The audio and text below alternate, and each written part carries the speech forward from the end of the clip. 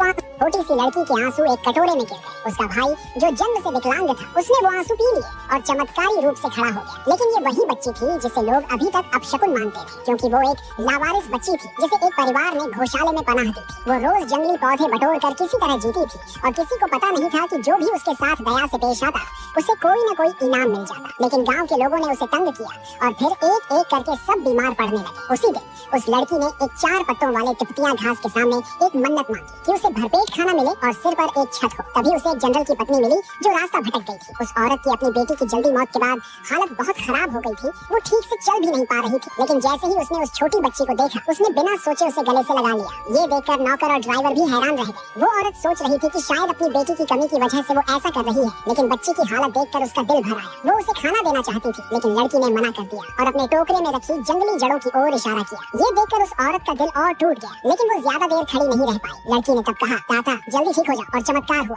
औरत की तबीयत अचानक ठीक हो गई। वो चीजें उठाने लगी जो पहले नहीं उठा पाती थी। अब सबको लगने लगा कि वो लड़की बहुत भाग्यशाली है। जब लोगों ने उसके बारे में पूछा तो पता चला कि वो अनाथ है। उसका 5 साल का शरीर 2 या 3 साल की बच्ची जैसा लग रहा था। उस औरत ने उसे अपनी बेटी बनाने का फैसला कर लिया। इस तरह उस बच्ची की मन्नत पूरी हो गई। जब उसे अच्छे से नहलाया गया तो वो एक प्यारी सी गुड़िया जैसी दिखने लगी। औरत ने उस छोटी लड़की को बड़े प्यार से अपने परिवार से मिलवाया। लेकिन जैसे ही उसने अपने बेटे का परिचय करवाना शुरू किया, उसके चेहरे पर उदासी छा गई। लड़का जन्म से ही अपाहिज था और व्हील चेयर पर दिन बिताता था। जब ये बात छोटी लड़की को पता चली तो उसने उसे ठीक करने की सोची, लेकिन वो लड़का अकेला रहना पसंद करता था और नहीं चाहता था कि लड़की उसके पास आए। ये बात सुनकर लड़की बहुत दुखी हो गई और उसके आंसू एक कटोरे में गिरने लगे। माँ की चिंता देखकर लड़के को थोड़ा बुरा लगा। फिर उसने वो दवा पी ली जो लड़की ने उसके लिए बनाई थी। सबकी उम्मीदों के उलट लड़के की टांगों में फिर से जान आ गई और वो चमत्कारी रूप से खड़ा हो गया। तब पूरे परिवार को यकीन हो गया कि ये बच्ची वाकई किस्मत वाली है। लड़का पहली बार मुस्कुराया, लेकिन उसी रात लड़की को एक बुरा सपना आया। उसने देखा कि उसकी माँ और भाई को चोट लग रही है। औरत ने सोचा ये बस एक सपना है, लेकिन लड़की जानती थी कि जो उसने देखा है वो सच में होने वाला है। थोड़ी देर बाद जनरल घर वापस लौट आया,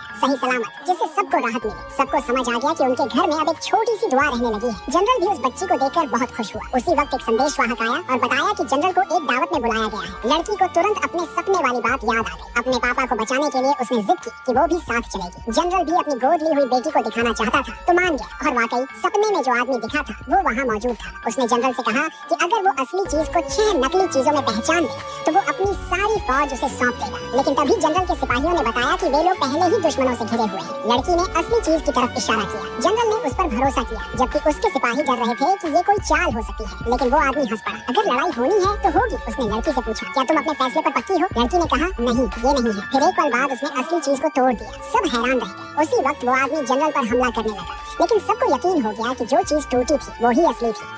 इस छोटी